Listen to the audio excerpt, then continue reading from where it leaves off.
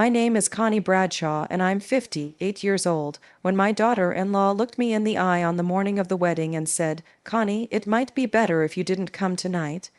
I just smiled and told her I understood. I smiled instead of crying. I smiled because I already knew what was in my purse, and I knew the lake house reception was going to remember me whether I was invited or not. I've lived in the same little town outside Branson my whole life. I drive a yellow school bus every morning, the same route for 27 years. Kids wave at me from their porches, and I still call them by the nicknames they had in kindergarten. That bus is my world. My son Caleb grew up riding in the seat right behind me, doing his homework while I took the curves around Table Rock Lake.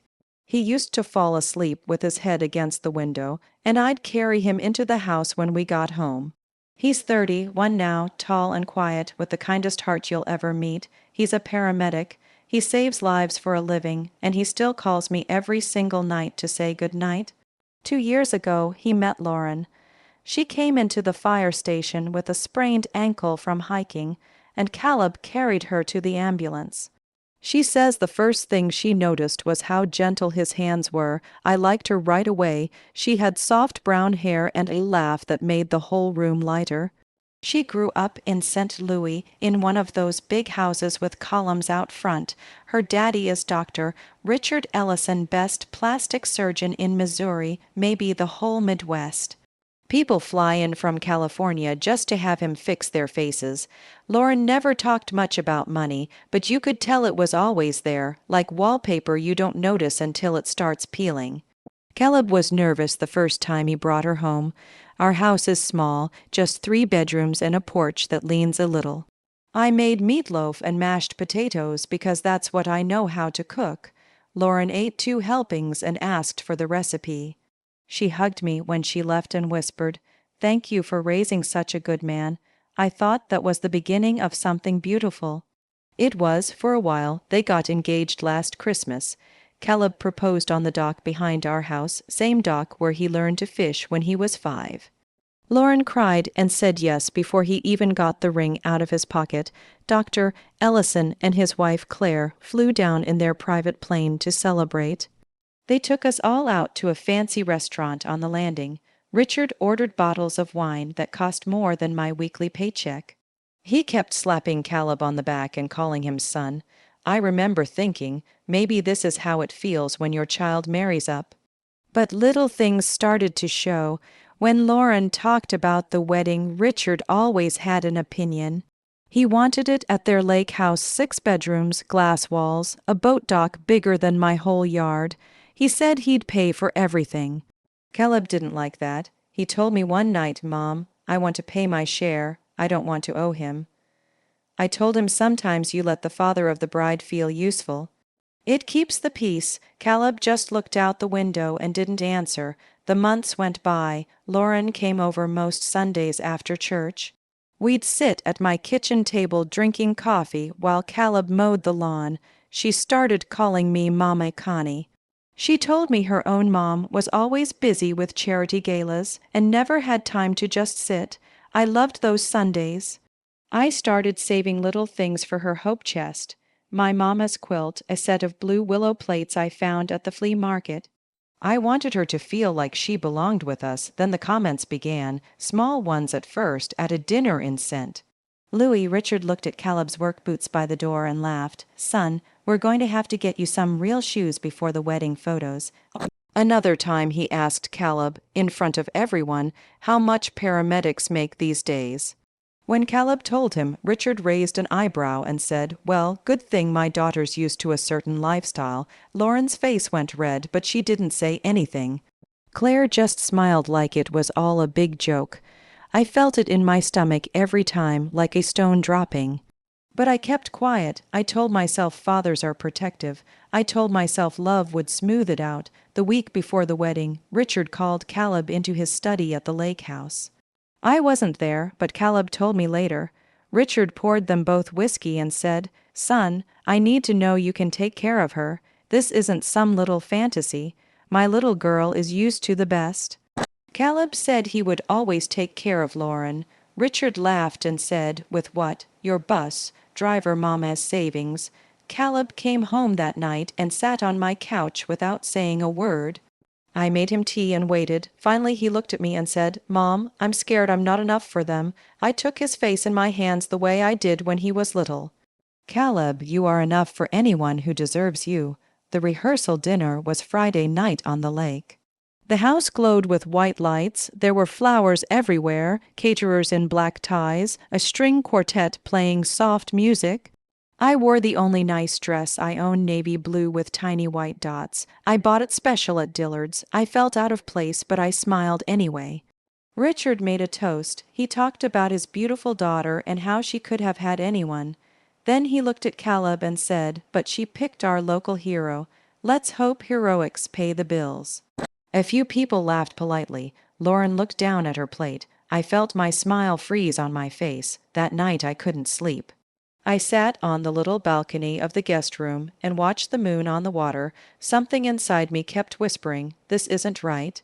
I thought about all the years I drove that bus in the rain, so Caleb could have braces. I thought about the night his daddy died of a heart attack when Caleb was 9, and how I held him while he cried himself to sleep. I thought about the way Richard looked at my son like he was less, and I knew I couldn't stay quiet anymore. The wedding day was perfect weather, blue sky, light breeze, the lake sparkling like diamonds. Lauren looked like an angel walking down the aisle on her daddy's arm. Caleb's eyes never left her face when the minister said, "You may kiss the bride." I cried happy tears. I thought maybe everything would be okay after all. The reception started at sunset, tables on the lawn, lanterns hanging from trees, the lake right there behind everything. I sat with Caleb's firehouse friends and some cousins from Arkansas. We laughed and ate barbecue and wedding cake. For a little while it felt like family. Then came the toasts. Richard took the microphone. He was wearing a white dinner jacket and holding a glass of champagne. He started out sweet, talking about his little girl and how fast time goes. Then he turned to Caleb. He smiled that big plastic surgeon smile and said, Lauren insisted on marrying our small-town paramedic. I told her love is blind, but I guess sometimes it's also nearsighted. The crowd laughed, some nervous, some real. He kept going. I mean, let's be honest, folks. Adequate is adequate, right, but my daughter wanted him, so here we are. He raised his glass. To the happy couple, may the groom rise to the occasion. The laughter died fast. Caleb's face went white. Lauren grabbed his hand, but he just stared at the tablecloth. I felt something snap inside me, quiet and clean, like a bone that's been cracked for years finally giving way. I stood up. I didn't plan it. My legs just moved. I walked to the little stage where the DJ was set up. Richard saw me coming and his smile faltered. Connie, honey, we're in the middle of toasts, he said, like I was a child wandering into traffic. I took the microphone from his hand. I wasn't shaking. I felt perfectly calm. Good evening, everybody, I said. My voice didn't even waver. I'm Connie Bradshaw, Caleb's mama. I wasn't going to speak tonight, but I think now's the right time. I reached into my purse and took out the little flash drive I'd been carrying for 6 months. I'd made copies. I handed it to the DJ, a young man who knew Caleb from high school. He looked at me, looked at the drive, and nodded. He plugged it into his laptop. The big screen behind the cake lit up. 6 months ago. I said, my son was called to a wreck on Highway 65. Single car, driver walked away. That driver was Dr. Richard Ellison. Gasps rippled through the crowd. Richard's face went gray. On the screen, body cam footage started playing. Caleb's body cam. You could hear everything clear as day. Richard, slurring, trying to shake Caleb's hand. Here, officer, here's $500. Let's call it a misunderstanding. Caleb's calm voice, sir, I'm a paramedic, not a police officer, and I can't accept that. More footage, dash cam from the ambulance, Richard stuffing money into Caleb's shirt pocket while Lauren's uncle, a highway patrolman, looked the other way in the background. I let it play every second, Richard begging, Richard crying, Richard saying, my wife can never know, my practice will be ruined. When it ended, the lawn was silent except for the water lapping at the dock. I looked straight at Richard. You called my son adequate, I said softly.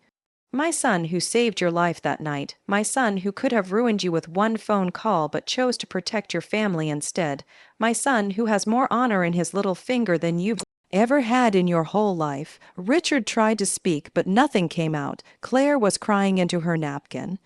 Lauren stood up slowly and walked to Caleb. She took his hand and faced her father. Daddy, she said, voice shaking but clear, you're not welcome here anymore. This is our wedding. Please leave. Two of Caleb's firehouse buddies stood up and walked Richard toward the house. He didn't fight. He just walked, shoulders folded in like a man who'd just realized the game was over. I thought that would be the end, but Lauren turned to me, tears running down her face. Mama Connie, she said, I'm so sorry. I didn't know it had gone this far. I opened my arms and she ran into them. Over her shoulder I saw Caleb watching us, and he was smiling through his own tears.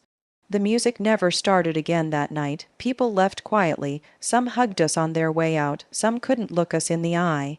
Lauren's uncle, the patrolman, handed in his badge the next week. Richard's practice closed within a year. He and Claire sold the lake house and moved to Florida. We never heard from them again. Caleb and Lauren got married anyway, 3 months later, on our little dock at home. Just 30 people. I made the potato salad myself. Lauren wore my mother's wedding dress that I'd saved all these years. When the preacher asked who gives this woman, I stood up and said, her mama and I do. And I meant it with my whole heart. Sometimes people ask me if I regret what I did that night. They say I ruined a wedding. I say I saved one. I saved my son from a lifetime of being told he wasn't enough.